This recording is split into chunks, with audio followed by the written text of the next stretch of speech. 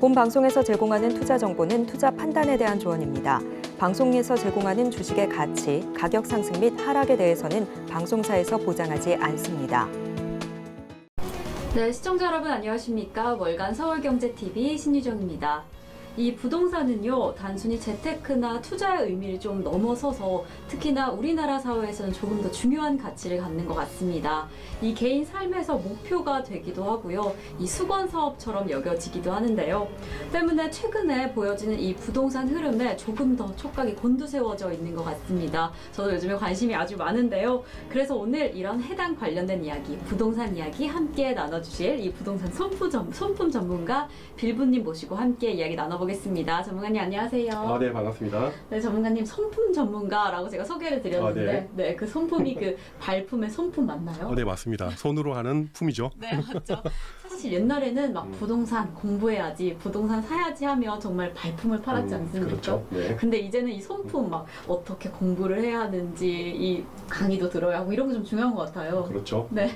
그래서 저희가 또 오늘 이렇게 손품을 더 열심히 파실 우리 시청자분들께 좋은 이야기 나눠주시면 좋을 것 같습니다. 네. 잘 부탁드리겠습니다. 네, 잘 부탁드립니다. 네, 전문가님, 저희가 오늘 본격적인 내용을 들어가기 앞서서 워낙 우리 전문가님 유명한 분이시지만 오늘도 저희 서울경제TV 처음 나와주셨지 않습니까? 네. 그래서 저희 화면에서 처음 만나뵙는 우리 시청자분들께 자기소개 간단하게 부탁드리겠습니다. 네, 반갑습니다. 전국 지역 분석 전문 손품 전문 빌부라고 합니다. 일단 제 전문 분야는 각 도시별로 서울, 경기도뿐만 아니라 뭐 지방 광역시들 대구, 부산, 뭐 인천, 울산, 광주 이런 지역들 제가 비교 분석하고 그리고 각 정부별로 흐름 파악을 제가 전문으로 하는 손품 전문가. 맞습니다.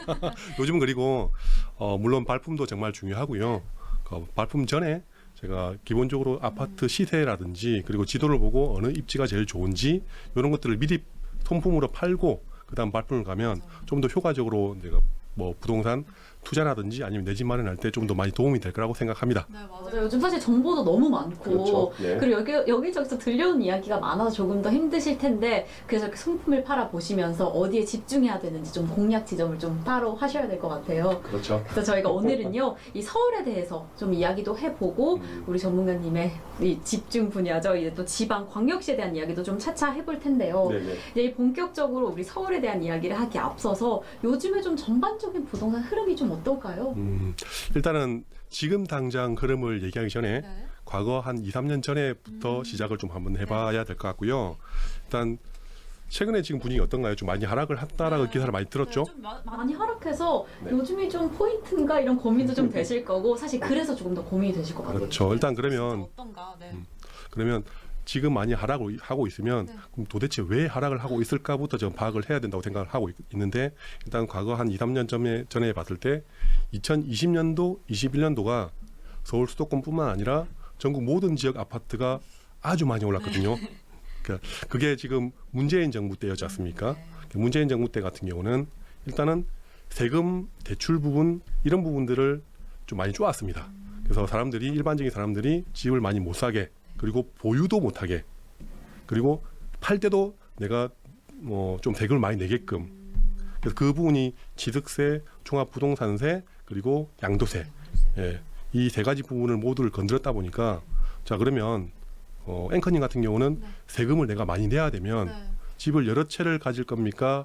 한 채 정도만 가질 겁니까? 세금 많이 내야 돼요. 뭔가 선택 못 할 것 같아요. 그렇죠. 그래서 그때 시점에 보면 제일 좋은 거 한 개, 두 개 정도밖에 안 샀거든요, 사람들이. 그래서 전국에 서울뿐만 아니라 지방 광역시에 제일 좋고 제일 비싼 거 위주로 많이 올랐습니다. 그런 것들이 더 쭉쭉. 그렇죠. 그래서 1등 아파트가 예를 들어서 아주 많이 올라버리면 그 주변에 있는 2등, 3등, 5등 이런 아파트를 따라오르고 그러면 걔네들이 오르면 또 밑에 하위권 아파트도 따라서 오르는 그런 시장이었고 그렇게 올랐던 제일 큰 이유는 시장에서 워낙 세금적인 부분이나 대출 부분을 막았다 보니까 너도 나도 아파트를 많이 못 사고 팔게 하다 보니까 어쩔 수 없이 집주인 입장에서는 내가 굳이 싸게 팔아야 될 이유가 있습니까 없습니까? 그렇죠. 세금을 내가 이렇게 많이 토해내는데 네, 그렇죠. 그래서 결국 시장에 물건 자체가 안 나왔던 거죠. 그래서 결국 시장에 매물이 잠기면서 가격이 올라갔던 그렇게 현상이 되었는데 문제는 자 이번 저기 윤석열 정부가 탄생을 했지 않습니까? 그러니까 윤석열 정부 들어오고 나서는 어떻게 세금적인 부분을 이제 어떻게 했죠? 네, 조금 풀어주기 그렇죠. 시작하는데요. 일단 제일 처음 했던 게 양도세를 중과를 풀었습니다. 그래서 그게 뭐냐면 결국은 집을 많이 가진 다주택자들이 집을 팔 수 있게끔 활로를 뚫어줬다. 네. 그러다 보니까 예전에는 문재인 정부 때는 그분들이 세금 때문에 집을 못 팔았는데 지금은 하나 두 개씩 집을 팔다 보니까 그래서 가격이 조금 떨어졌고요. 그 상태에서 이제 올 초죠. 강남 3구 그리고 용산 빼고 전국의 모든 지역의 규제 지역을 다 해제를 했습니다. 그러면 다주택자가 솔직히 상당히 많거든요. 전국에.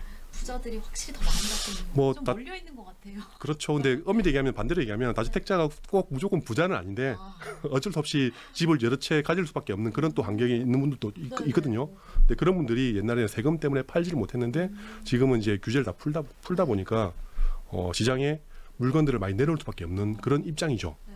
예, 그러다 보니까 솔직히 예전에 문재인 정부 때랑 비교해서 이번 정부에서는 시장에 물건이 많이 나오다 보니까 결국은 가격이 좀 많이 하락을 했고 그리고 뭐 작년부터 시작했던 우크라이나 러시아 전쟁 그리고 미국에서 시작한 금리 이런 부분까지 들어오면서 물건도 시장이 많아지고 그러면서 좀 많이 하락을 했다. 그런데 문제는 제일 중요한 게 많이 하락했던 제일 큰 원인은 저는 많이 상승했기 때문에라고 봅니다. 그 전에 많이 오르지 않았는데 어떻게 많이 하락합니까? 아, 그렇죠. 그렇죠. 그래서 일단 기본적으로 그래서 문재인 정부 때 그렇게 세금 때문에 많이 올랐던 시장이 다른 외적 요인과 그리고 내부적인 정책적인 변화 때문에 시장에 매물이 많이 쌓이면서 가격이 좀 떨어졌다라고 저는 그렇게 판단합니다. 아, 네, 어떻게 보면 전문가님께서 올랐던 가격이 내려온 것이다. 이렇게 그 상승폭을 반납을 해주면서 정상 궤도에 도달한 것이다라고도 이야기를 해주셨는데요. 정말 근데 요즘에 확인해 보면 좀 급매물이 좀 소진된 건가라는 부분도 좀 확인이 되고 있습니다. 그래서 다시 좀 높은 가격에 매물들이 좀 나오고 있는 것 같은데요. 지금 서울시 상황 좀 어떨까요? 일단 최근 기사만 보면 네. 급매 그리고 그렇네. 급매물이 좀 약간 소진이 됐고 거래가 좀 됐다. 그리고 실제 제일 바닥에 있던 가격보다는 한 5천에서 1억 아니면 2억 정도 가격이 올랐다는 기사를 네, 보셨죠. 네, 다시 오르고 있나? 그렇죠. 네. 그래서 제가 그것 때문에 거래량을 데이터를 좀 봤거든요. 근데 최근 한 10몇 년 동안 봤을 때 서울의 아파트 월 거래량을 평균을 봤을 때는 한 달에 5,500건 정도가 평균이었습니다. 네.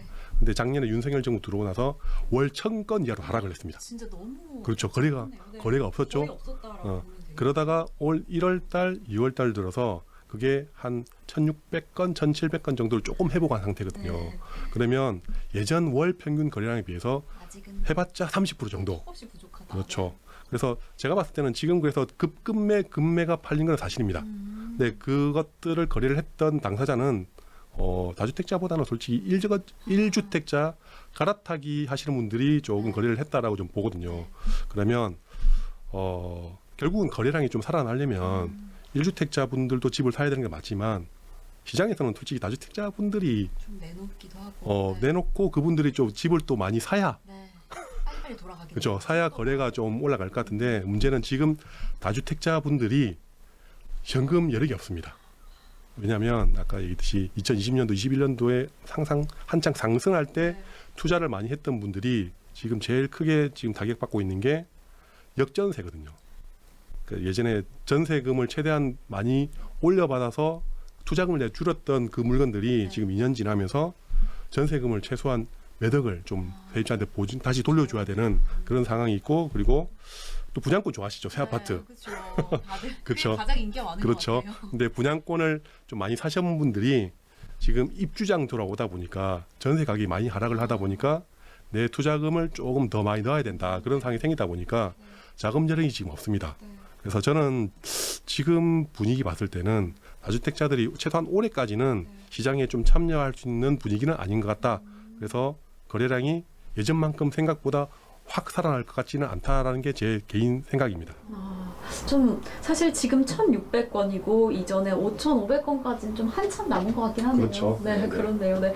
사실 진짜로 요즘에 전세 가격은 좀 하락된 상황이 확인되긴 하고 있습니다. 네. 네, 근데 방금 이제 또 전문가님께서 이야기해 주신 것처럼 이렇게 올라갔다가 내려갔다 하는데 이 정책의 변화, 규제의 변화가 너무 큰 영향을 미치고 있는 것 같아요. 그래서 맞습니다. 네. 사실 저희가 정책 규제를 좀 공부를 열심히 해야 하는데 이게 정말 어려운 부분이다라고 느껴집니다. 그래서 전문가님께서 좀 어떤 부분을 좀 꼭 챙겨야 하는지 했는지 정책 관련된 얘기 어떤 부분이 지금은 좀 더 집중해서 확인해 보면 좋을까요?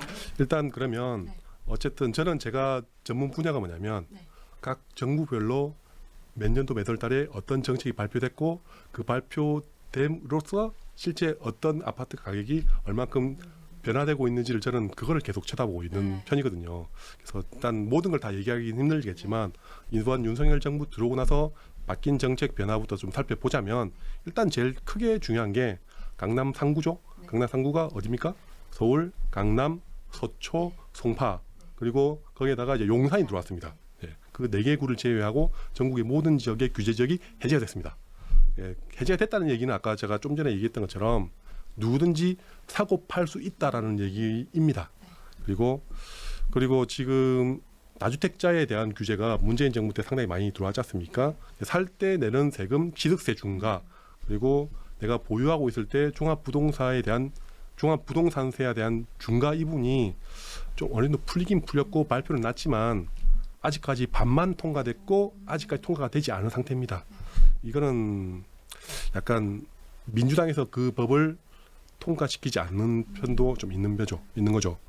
그리고 최근에는 또 분양권 관련된 규제가 좀 많이 풀렸거든요. 그러니까 분양권 같은 경우는 보통 일반적으로 규제 지역에 있던 분양권은 내가 사게 되면 팔 수가 없어요. 그게 전매 제한이었죠. 보통 전매 제한이었고 그리고 내가 분양권을 가지고 있으면 무조건 내가 실거주를 해야 되고 그리고 내가 분양권을 샀으면 기존 구축들 내가 살고 있는 집을 무조건 6개월인가 1년 안에 뭐 그건 지역별로 약간 다르겠지만 규제 지역은 6개월 안에 처분을 했어야 됩니다. 이런 온갖 규제가 있다 보니까 문재인 정부 때는 엄밀해서 분양권이 많이 올랐던 게 사실이거든요.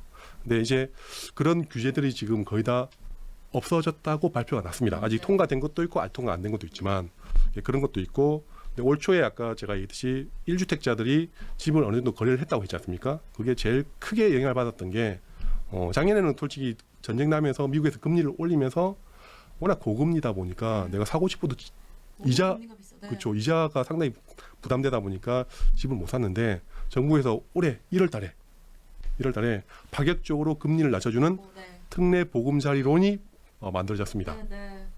그래서 이런 부분을 활용해서 실거주자 하실 분들이 집을 조금 샀습니다. 네. 그리고 최근에 올 3월 달 초에 발표 났던 게 뭐냐면 다주택자도 대출을 어느 정도는 해주겠다. 요게 발표난 상황입니다. 근데 제가 봤을 때는 어느 정도 지금 문재인 정부 때 워낙 많이 묶었던 규제를 조금 푼다라고 얘기는 되고 있지만 실제 이게 세금적인 게 정말 저도 힘든 게 뭐냐면 발표는 풀어주겠다라고 발표는 했지만 실제 국회에서 통과된 것도 있고 반만 통과된 것도 있고 아직 통과 안 된 것도 있습니다. 그래서 저는 뭐 제가 부동산 지역 분석 전문가지 제가 세금 전문가는 아니거든요. 그래서 이 부분은 솔직히 세무사도 잘 모르는 경우가 너무 복잡하네요.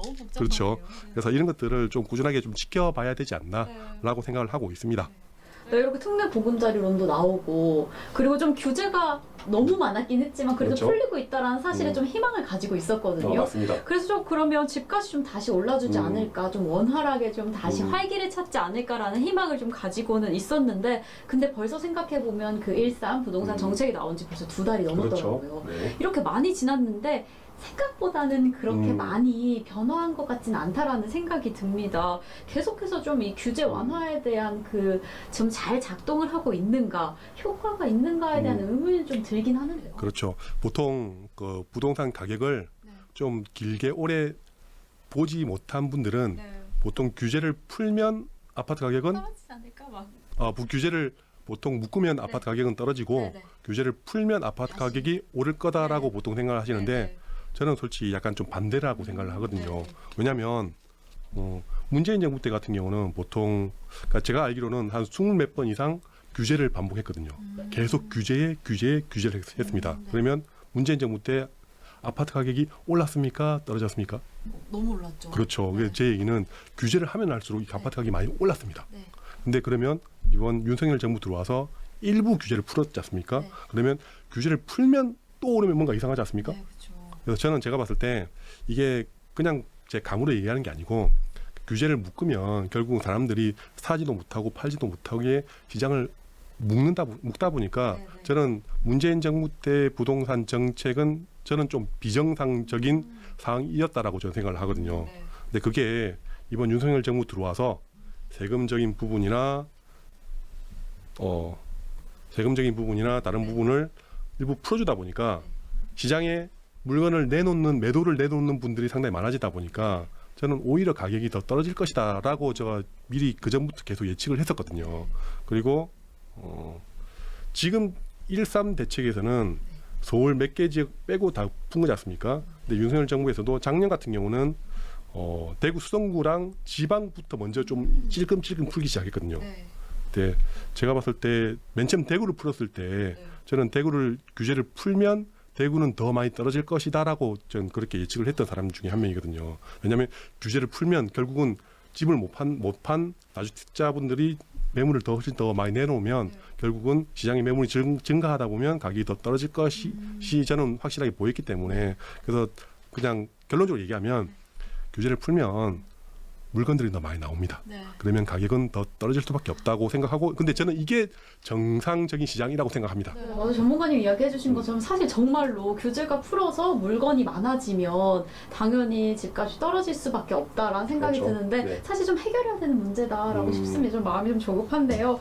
네, 사실 저희 전문가님께서 방금 이야기해 주셨던 것처럼 좀 이런 규제에 대한 문제가 좀 반드시 있는 것 같습니다.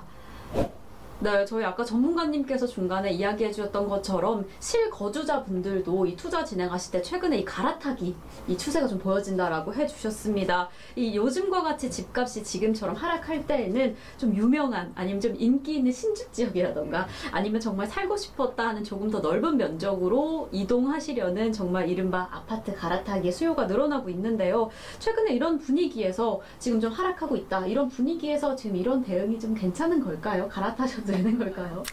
뭐 아파트 좋은 아파트 네, 넓은 아파트로 넓은데. 가는 보통 이렇게 생각하시는 분들은 거의 모든 대부분 사람들이 생각하고 다 있는 하고 거죠. 싶죠. 네. 그렇죠. 보통 근데 너무 상승하고 있던 시점에서는 저 같은 경우도 솔직히 제일 좋은 아파트, 제일 비싼 아파트를 가고 싶은데 그 아파트가 상승기에서는 너무 많이 오르는 거예요. 그러게 좋은 데는 더 오르더라고요. 그렇죠. 제가 살고 있는 곳보다는 그런 지역이 훨씬 더 많이 오르다 보니까 제 거를 팔고 솔직히 이걸 살 수가 없어요.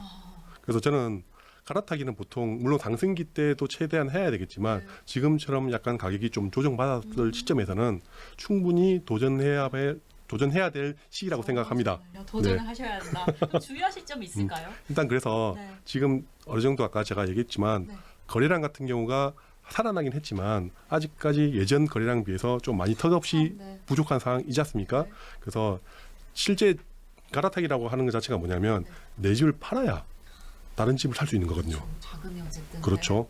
근데 문제는 내게 안 팔린 상태에서 내가 먼저 덜컥 다른 좋은 집을 먼저 사버리면 그게 물론 그 집을 살 수 있는 자금만 있으면 크게 문제는 없는데 돈이 없는 상태에서 내 것도 안 팔린 상태에서 계약만 해버리면 크게 문제가 생길 수 있다. 네. 뭐 세금 문제도 생길 거고. 그리고 일단 세금적인 부분도 크지만 제일 중요한 거는 이 집에 대한 잔금을 내가 내야 되는데 그게 뭐 집값이 1,000만 원, 2,000만 원 하는 것도 아니고 5억, 10억, 20억 하는 집을 내 집이 팔려야 그 돈을 가지고 이걸 집을 살 수가 있는데 그래서 제 얘기는 먼저 사지 말고 먼저 내 거를 충분히 좀 싸게라도 먼저 팔고 나서 그 다음 바로 사는 게 낫지 않을까. 네, 그런 부분이 상당히 좀 중요하고 그리고 또 제일 중요한 게 뭐냐면 너무 좋은 거를 너무 제일 쌀 때 내가 무조건 사겠다. 완전 바닥일 때 사겠다라고 하는 거는 저는 욕심인 것 같아요. 네. 그래서 적당히 내가 애들 키우고 학원 보내고 학교 보내기 좋은 그런 지역은 어느 정도 약간 욕심은 좀 내려놓고 네.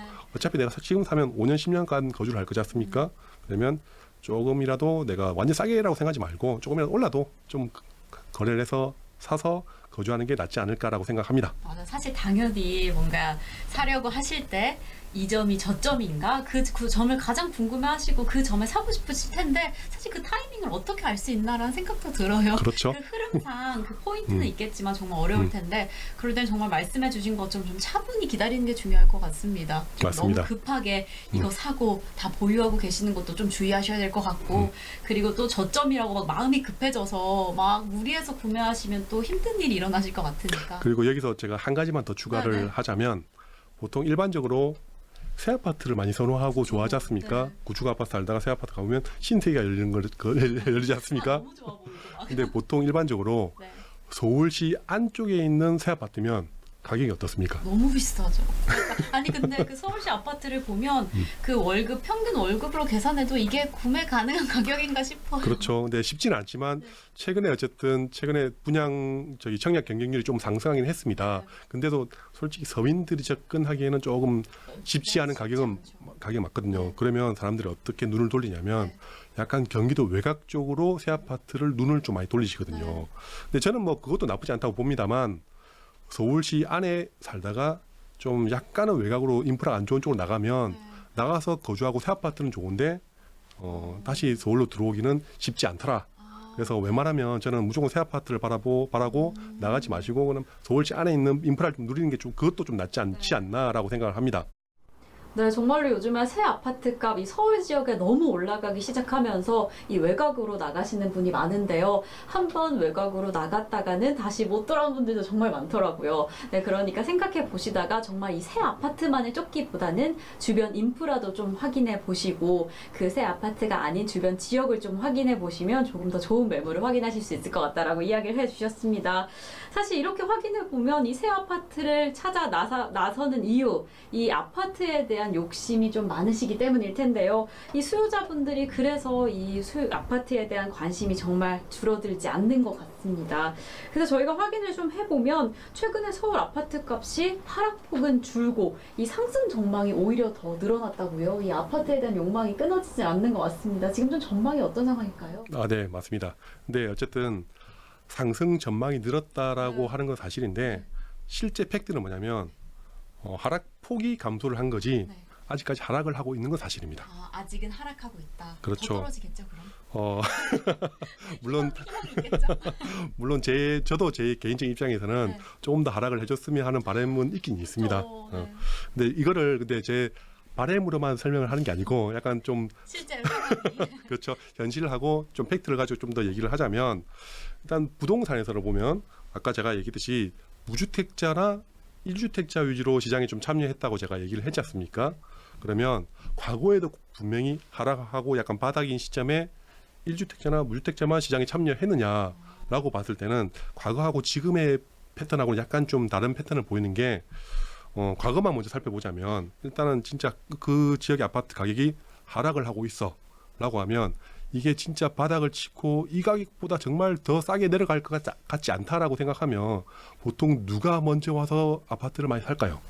그럼 실거주자분들이 이제 진입하게 될까요? 그게 아니고 물론 실거주자분들도 당연히 사고 싶어 네. 하겠지만 실거주자분들은 솔직히 아파트를 많이 사고 팔아본 경험이 많지 않습니다. 그분들에게는 저점이 중요한 게 아니라 자기 사는 시점이 더 중요하니까. 그렇죠. 근데 이제 다주택자분들이 더 나서는 거예요. 일단 다주택자분들은 솔직히 많이 사고 팔아봤지 않습니까? 이미 경험이 많으시니까. 그렇죠. 그리고 자본력과 경험이 풍부합니다. 네, 그렇죠. 1주택자보다는. 그렇죠. 그러면 이 지역은 진짜 지금 바닥이다라고 생각하면 바로 출동을. 그렇죠. 이거는 촉도 있고 경험도 있고 자본이 있다 보니까 자본이 중요해요. 그렇죠. 그래서 예전 같은 경우 예전 패턴에서는 솔직히 1주택자보다는 다주택자분들이 많이 사서 정말 싼 급매나 금매들을 소진시키고 네. 그러면 좀 일부 눈치 빠른 1주택자분들도 시장에 참여를 하고요. 그리고 가격이 조금 급매물이 소진되다 보니까 가격이 좀 오른다라고 생각하는 집주인들은 어떻게 할 것 같습니까? 그럼 이제 좀 보유하고 있지 않을까요? 매물을 걷어들이죠. 네. 그죠? 안 내놓고. 굳이 내가 이렇게 싸게 네. 팔 이유는 없다. 가격이 오르고 있으니까. 네. 그래서 시장의 매물이 줄어들면서 실제 뭐 예를 들어서 정말 10억짜리 갔던 아파트가 5억까지 떨어졌어. 그럼 반값이 됐지 않습니까? 네. 그럼 5억이면 물론 1주택자나 다주택자분들은 1주택자나 무주택자분들은 여기서 더 떨어져야 한다라고 보통 생각을 하지만 다주택자분들은 경험이 있다 보니까 여기서는 바닥이다 라고 하면 급급매 정도로 많이 사거든요. 그러면 여기서 가격이 조금씩 오르면 이진 투자자 다음 투자자분들이 가격을 좀 오른 가격이라도 삽니다. 그분들은 어차피 더 오를 거니까. 그렇죠. 그러면 1주택자분들도 또 따라서 오르고 타고 그러면 가격이 네. 아까 5억이 최저점이지만 5억 5천, 6억 이런 식으로 가격이 상승을 했는데 네. 문제는 지금 거래량만 봤을 때 정말 급매나 급매 정도만 거래되고 거기보다 좀 가격이 오른 가격을 사는 분들이 좀 있던가요? 아직 아직 그렇죠. 없는 것 같습니다. 그래서 제가 봤을 때는 그렇게 되려면 시장에 충분히 다주택자 분들이 어느 정도는 좀 들어와야 된다라고 있다라고 생각하는데 아까 제가 맨 처음에 얘기했던 것처럼 다주택자분들이 지금 돈이 많지 않습니다. 보려는 거 처리하기도 지금 엄청나게 급한 상황이다 보니까 그래서 지금 서울 같은 경우도 가격이 분명히 매력적인 시장은 맞지만 이거를 받아줄 만한 수요층이 지금 충분히 많을 것인가는 저는 조금은 시기상조이지 않을까라고 생각을 합니다. 그래서 아까 좀 전에 개인적으로 바람을 제가 얘기했지만 가격은 좀 더 떨어지지 않을까라고 생각을 하는 게 일단은 3월달, 4월달, 5월달 올해 상반기에 거래량을 좀 더 지켜보자라는 게 제 생각입니다. 네, 지금 저점인 거는 그래 어느 정도 확인되고 있다라고 하시지만 이 지금 정말 출동할 수 있는 여력이 좀 부족한 것 같아서 지금 상승 여력은 조금 걸릴 것이다. 좀 조심스러운 입장입니다. 네, 아직 누구도 100% 확신할 수는 없지만 조심스러운 그렇죠. 입장을 조심스럽게 또 이야기를 해주셨습니다. 그리고 여기서 네. 또 보면 네. 어쨌든 가격이 좀 오르려면 과거 패턴을 봤을 때는 전세 가격이 조금 오르면서 매매가도 올랐는데 저는 서울을 봤을 때 서울 강남도 마찬가지고 반포도 마찬가지고 지금 전세 매물이 전반적으로 서울 전체적으로 전세 매물이 많이 늘었습니다. 네. 그래서 전세 매물이 늘면서 오히려 매매 물건들도 좀 매도 물건들도 조금 늘었다 보니까 이 물건들이 소화가 되고 물건들이 줄어줘야 가격이 좀 오를 수 있다고 좀 보는데 약간 지금 시장 상황을 봤을 때는 조금 아까 얘기했던 것처럼 조금 조심스러운 면도 있다라고 하는 게 제 생각입니다. 전문가님 정말로 이 전세 매물이 좀 많은 게 체감이 되더라고요. 이 작년까지만 제가 맨날 이렇게 살펴보고 맨날 선포를 팔고 있는데요. 작년까지만 해도 전세가 네네네. 진짜 빨리빨리 나가는 게 느껴졌거든요. 그렇죠. 네. 근데 최근에는 정말 오랫동안 매물이 나와 있는 게 많더라고요. 좀 이런 상황이다라고 확인이 되기도 하고요. 지금 이렇게 서울이 좀 저희가 뜨거운 상황들을 확인해 봤는데 서울뿐만 아니라 이 주변 지역, 이 수도권 지역은 어떠한가 하는 점이 좀 궁금하실 것 같은데 수도권 지역의 상황은 좀 어떨까요? 일단 수도권은 범위가 상당히 넓습니다. 네, 너무 넓죠. 네, 넓습니다만 어느 정도 제가 좀 간략하게 정리를 네. 하자면 일단은 솔직히 서울 같은 경우는 입주 물량, 신축 아파트가 실제 입주되는 아파트 개수는 좀 작은 편입니다. 물량은 좀 작은 편이지만 경기도는 아까 언급해 주셨지만 외곽 신도시가 많이 들어왔죠. 들어왔고 지금 거기 아파트가 좀 입주를 많이 하고 있는 추세입니다. 그래서 솔직히 전세 매물을 봤을 때는 서울보다는 경기도가 저는 좀 더 안 좋다고 보고 있거든요. 그러니까 왜냐하면 신도시는 빈 땅에 아파트가 아주 많이 들어오는 거거든요. 그러다 보니까 전세 매물 자체가 훨씬 더 많이 늘어나다 보니까 전세 가격은 좀 더 많이 하락을 하고 있다. 그래서 좀 입지 좋고 교통 좋고 이런 쪽은 최근에 급매물이 좀 소진된 건 맞지만 좀 입지가 좀 별로인 거고 그런 아파트들은 전세가가 좀 하락을 하면서 매매가가 오르는 것들은 오르기에는 좀 부족하지 않나라고 생각을 합니다. 네, 진짜로 아까 전에 인프라 중요하다라고 해주셨는데 일부 신도시들 가보면 정말 우주도시에 온 것처럼 주변이 좀 휑한 느낌이 있더라고요. 그렇죠. 그래서 그런 거 생각해보면 좀 전망이 그렇게 좋지만 않다라고 조심스럽게 또 이야기를 해주셨는데요. 이렇게 수도권 지역들, 이 서울 교외 지역에 대해서 이야기를 간략하게 나눠봤는데 또 이제 전문가님의 전문 분야가 아니겠습니까? 이 다른 지방들, 뭐 대구라던가 사실 부산도 그렇고 단순히 서울뿐만 아니라 또 이렇게 매력적으로 느껴지는 도시들이 많은데요. 이런 지방들 아파트들 지금 상황이 좀 어떨까요?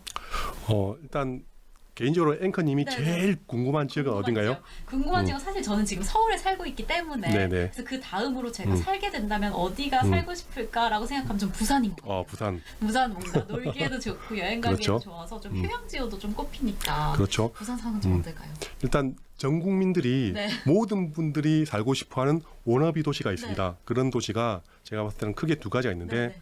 일단 제주도 제주도 맞아요. 그리고 부산 해운대 저만이 아니었군요. 맞습니다. 부산까지. 네. 예, 제주도하고 부산 해운대는 네네.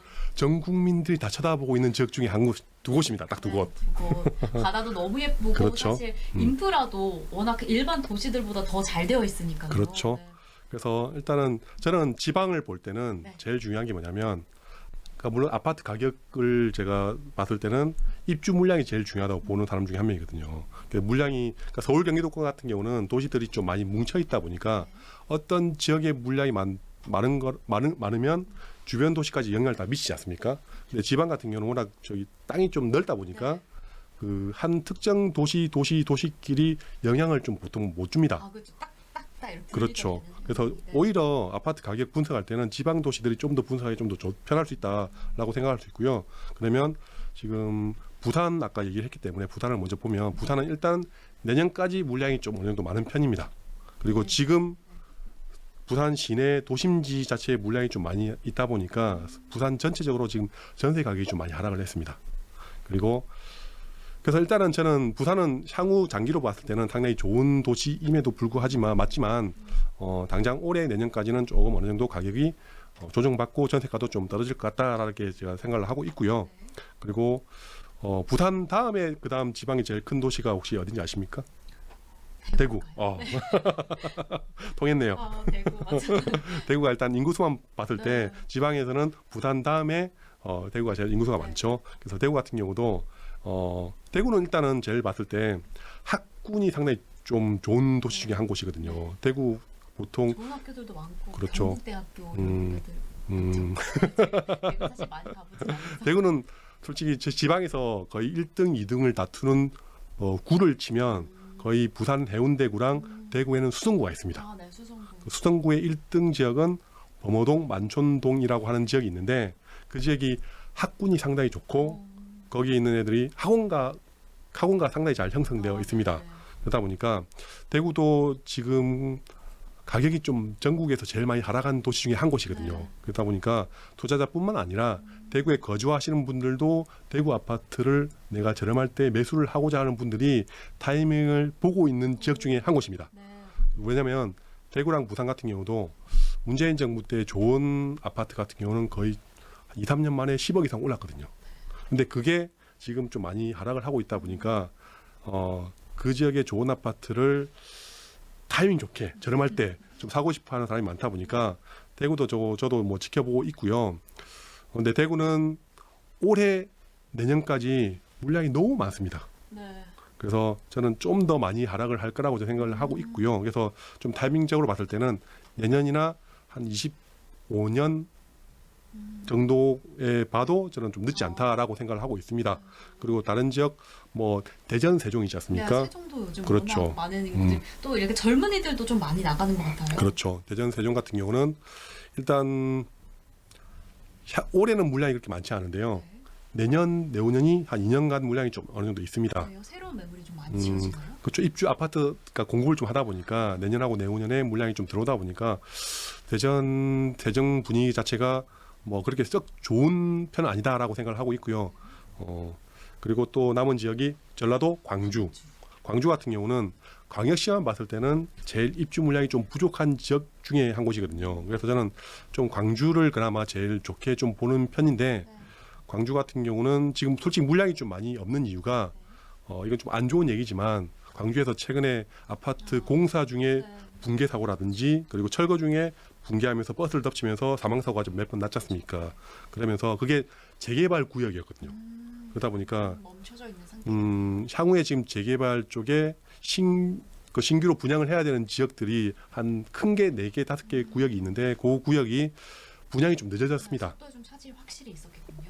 그래서 좀 광주 같은 경우는 좀 향후 입주 물량이 좀 부족하다 보니까 이걸 뭐 아파트 가격의 오름폭만 봤을 때는 광주가 그나마 좀 향후 물량만 봤을 때는 좀 더 좋은 도시이지 않나라고 생각을 합니다. 네, 제가 정말 비교적 최근 대구에 갔었는데 아파트들이 정말 많더라고요. 그렇죠. 그래서 아파트가 이렇게 많으면 누가 다 사나라고 생각을 했는데 말씀해주신 것처럼 단순히 서울뿐만 아니라 인프라가 충분한 지역들이니까 뭔가 타이밍을 잘 계산하시면 또 충분히 매력적인 투자 지역이 될 것 같다라는 생각이 듭니다. 그렇죠. 그래서 제가 보통 뭐 서울 수도권뿐만 아니라 네. 전국에서 그냥 내가 투자를 하든 실거주를 하든 정말 좋은 입지라고 생각하는 지역은 제가 어떤 지역이냐면 그냥 아주 간단하게 제가 설명해 드리겠습니다. 일단 제일 중요한 게 뭐냐면 신축이든 구축이든 그걸 다 가리지 말고 아파트가 한 개만 있는 동네가 좋습니까? 아파트가 10개, 20개가 뭉쳐 있는 동네가 좋습니까? 많은 게 좋죠. 그렇죠. 아파트가 다다 맛있는 것도 많고. 그렇죠. 아파트가 다다다다닥 좀 들어온 지역이 좋고요. 그리고 그 상태에서 아파트 사이에는 보통 뭐 어떤 게 생기냐면 학교가 들어옵니다. 맞아요. 초등학교, 중학교, 고등학교.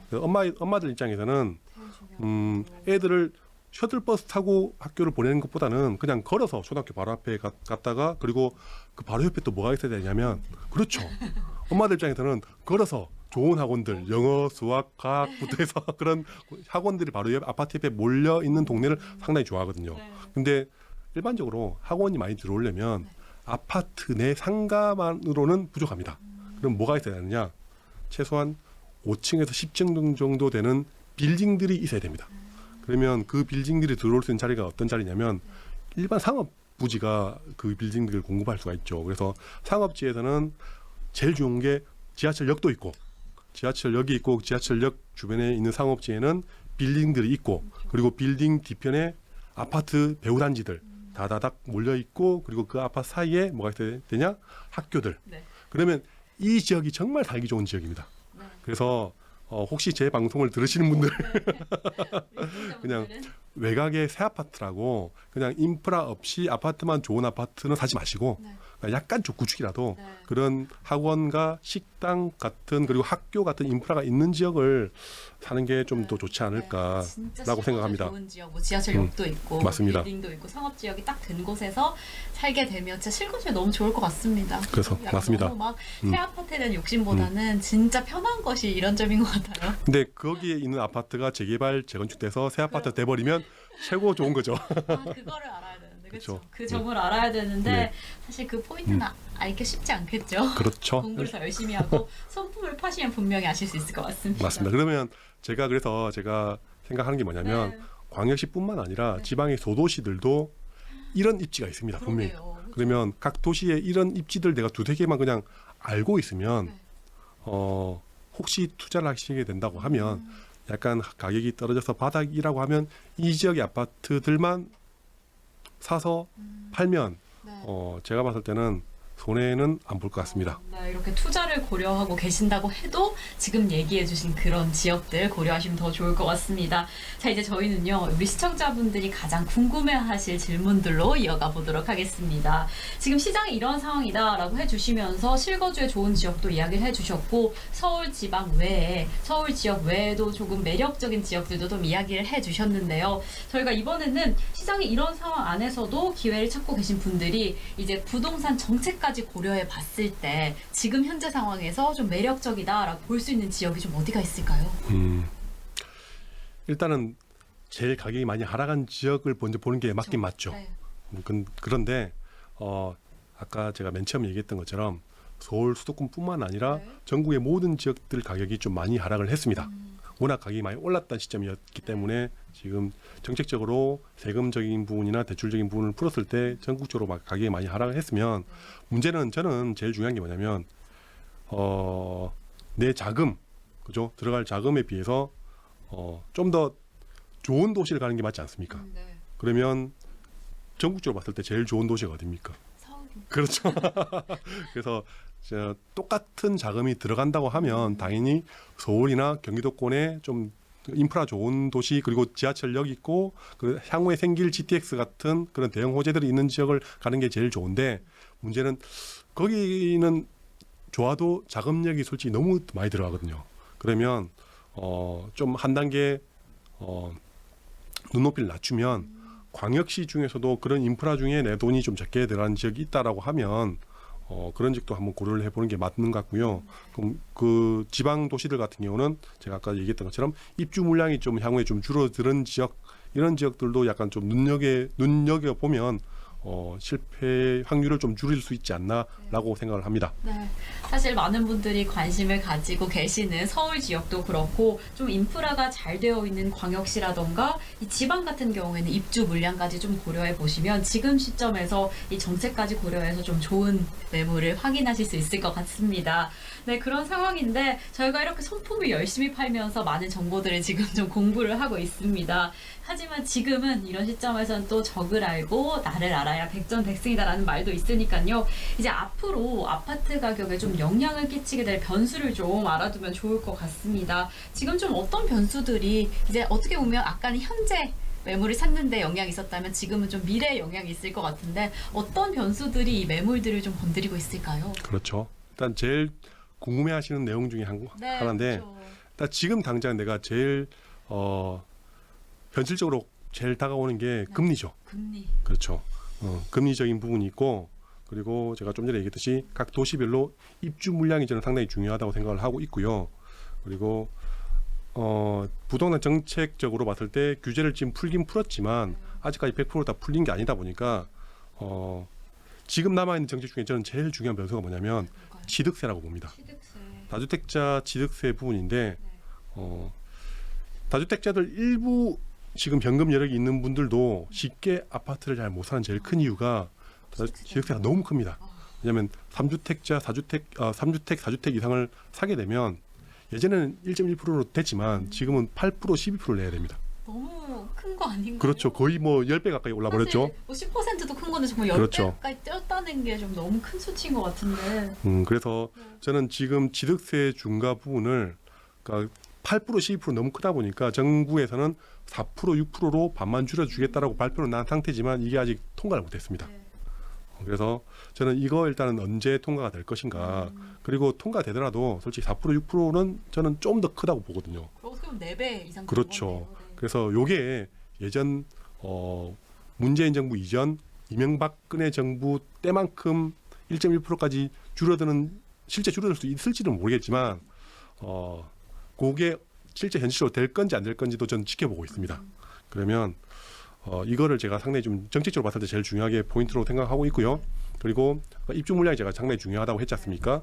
그러면 서울 수도권만 봤을 때 여기서 제일 중요한 게 뭐냐면 지금 서울시장이 오세훈 시장님 같은 경우는 서울 시내 재개발 재건축을 활성화시켜가지고 공급을 늘리겠다라고 얘기를 한 상태지만 저는 제가 봤을 때 현실적으로 이게 당장 이번 정부의 서울의 아파트가 갑자기 많이 들어올 확률은 저는 적다고 보거든요.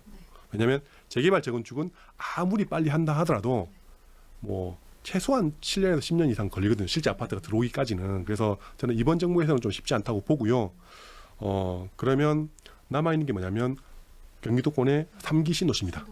네, 3기 신도시 같은 경우는 이전 정부부터 시작을 했기 때문에 어느 정도는 빨리 좀 본청약을 하게 되면 아파트 짓는데 건설하는 데만 3년 걸리기 때문에 최소한 올해나 내년쯤에 분양을 하게 되면 3년 뒤면 언제죠?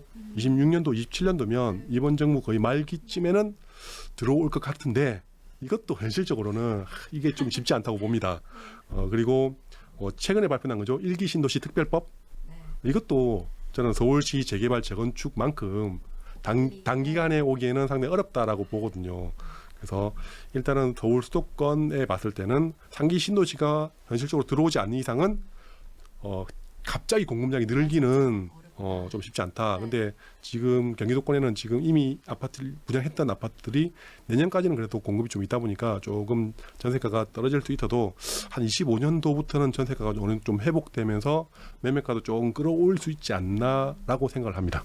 네, 지금 저희가 고려할 게 너무 많은 시장인데요. 이야기해 주신 그렇죠. 것처럼 이 금리도 그렇고 이 입주 물량도 좀 고려해 보시면서 그 지역도 좀 확인하셔야 될 것 같고요. 그리고 최근에 이 다주택자들의 좀 발을 묶었던 이 취득세 상황도 좀 확인을 해봐야 될 것 같습니다. 그리고 바로 이 물량문제는 특히나 좀 장기적으로 살펴보시면서 어떻게 흘러가게 될지 저희가 끝까지 함께 하시면 좋을 것 같은데요. 전문가님 벌써 마지막 질문입니다. 시간 너무 빠르죠? 그렇죠.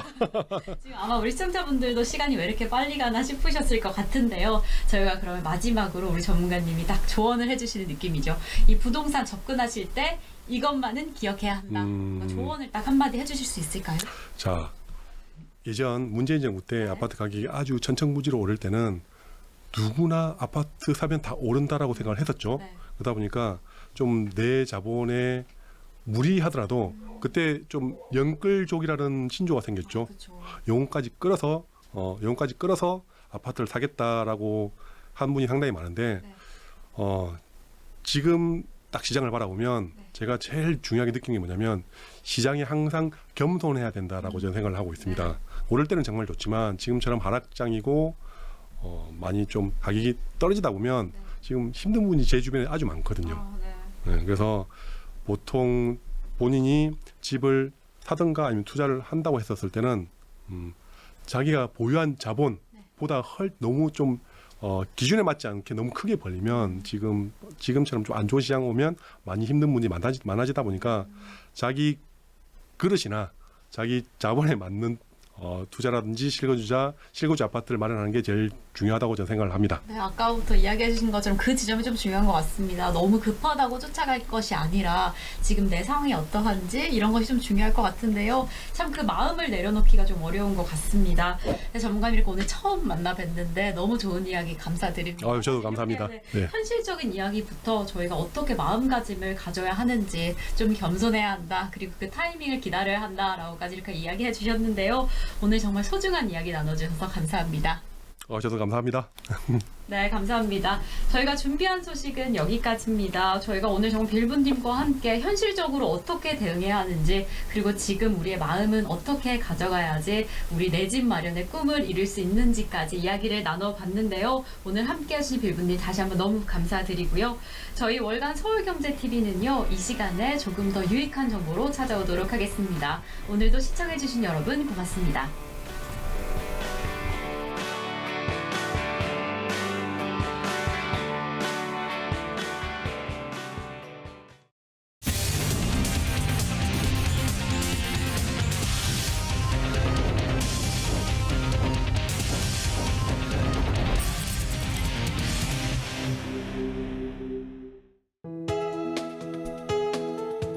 본 방송에서 제공하는 투자 정보는 투자 판단에 대한 조언입니다.